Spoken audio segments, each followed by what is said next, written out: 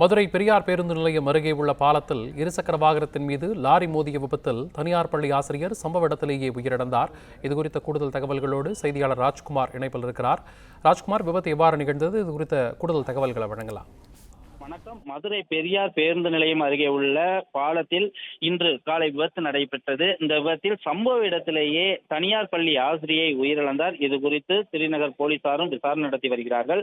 மதுரை பெரியார் பேருந்து நிலையம் அருகே உள்ள அந்த பாலத்துல இன்று காலை அரசரடி புதுச்செயில் ரோட்டை சேர்ந்த ஸ்டீபன் ஜெயராஜ் என்பவருடைய மனைவி லலிதா ராஜமலர் என்பவர். இவர் வில்லாபுரத்தில் உள்ள தனியார் பள்ளியில சமூகவியல் ஆசிரியராக பணியாற்றி வருகிறார்.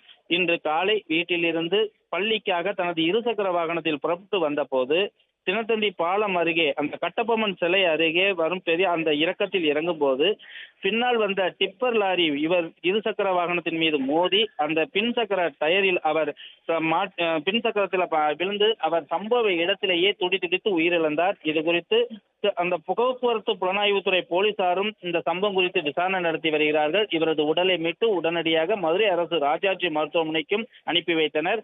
இந்த பகுதி அருகே அடிக்கடி விபத்து ஏற்பட்டு வருவதால் இதற்கு தக்க நடவடிக்கை எடுக்க வேண்டும் என சமூக ஆர்வலர்களும் கோரிக்கை வைத்து வருகின்றனர்.